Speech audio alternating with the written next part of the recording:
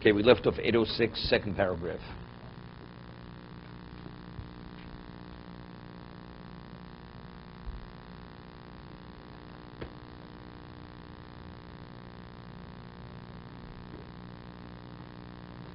We're speaking about this person who's the ascetic.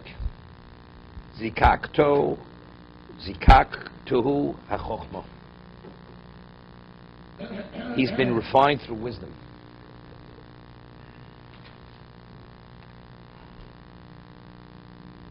No, we're not saying knowledge, wisdom.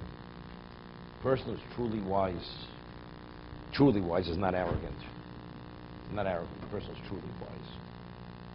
It's not where you can consult with him on a business deal. He has what we call sage wisdom. That kind of wisdom we're speaking about. Vifaso hanova. I wouldn't know what this word vifaso. Usually pitui means he's been seduced with humility. He says he's been adorned.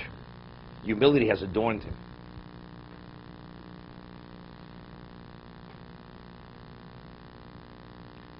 Maskil la maskil mlamid la soho. He reminds the learned and teaches the ignorant. What does that mean? He reminds the learned. He reminds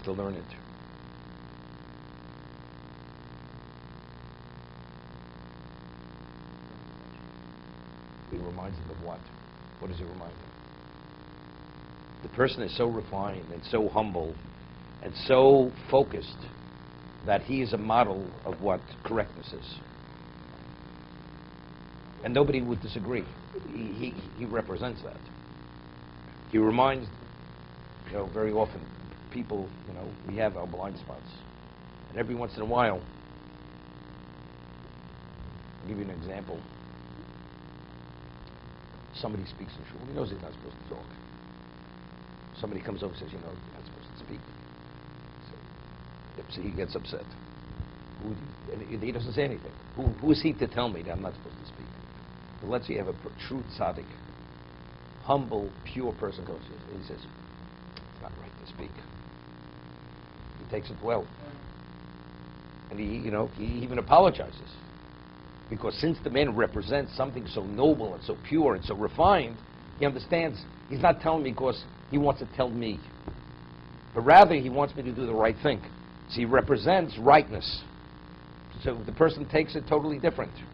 Because this person is so refined and so wise and so pure, masculine, even the intelligent person, the wise person, he reminds that person when he's doing the wrong thing.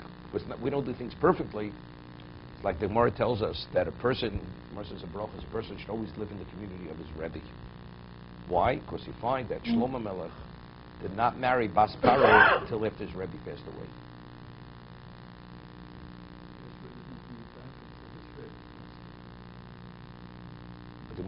Regarding what?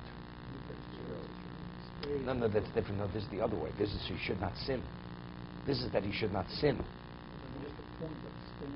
No, but it says if actually you're going to respect your Rebbe, you should live in the community of your Rebbe. If you're going to not respect him, then move out. If you're not going to obey his wishes, because then you're doing the wrong thing. So since Shlomo definitely he esteemed, he revered his Rebbe, so therefore it was only after his Rebbe passed away did he marry Bas Paro. So I always ask a question. Shlomo Melech was the Chocham Mikol Adam, the wisest man. Whatever way he justified it after his Rebbe passed away, he would have justified. He could have out-reasoned his Rebbe 1,000 times over. That was his level of genius. So why did he wait for his Rebbe to pass away? So I always say, you may have all the answers, but deep down, you're not right. You know it's not the right thing.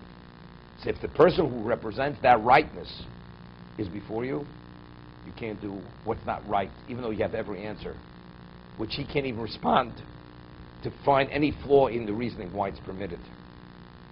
So therefore, he waited till his Rebbe passed away. Only after his Rebbe passed away, only then did he marry Bas Paro. That's maskil la maskil. He reminds the learned.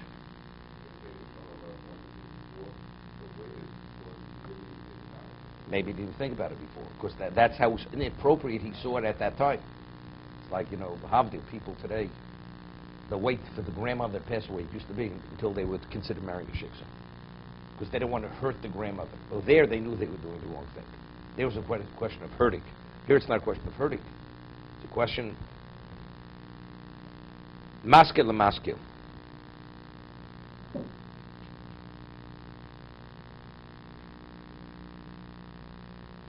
Malamid lasocho, he teaches the ignorant.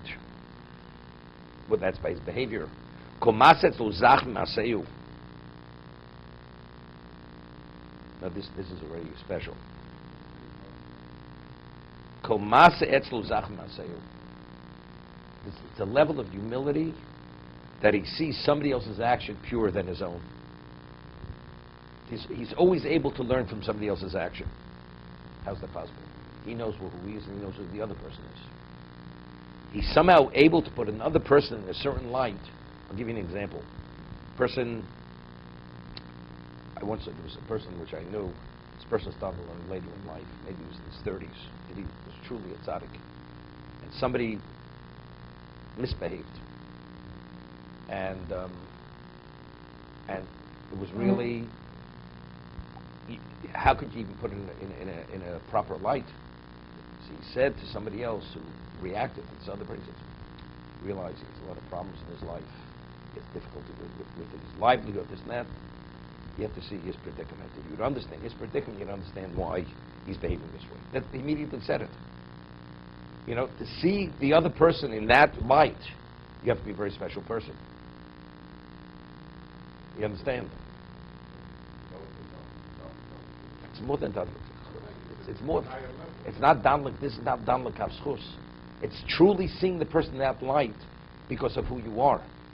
Otherwise, you don't even consider seeing the person that way. So you see, even though a person you're more learned, but you say who he is, that he does this much is something special. Because if I'd be there, I wouldn't be able to do that. If I'd have his kind of background, I wouldn't even do what he's doing. Now don't even there's a Rambam. Komas etzel zach maseu. Whatever you see someone else does, it's purer than him. So therefore, you always remain. You never get carried away with your achievements. Chol nefesh be'einav Yosef bora min nafsho. The other person's soul is what? Is purer than his soul. To be continued.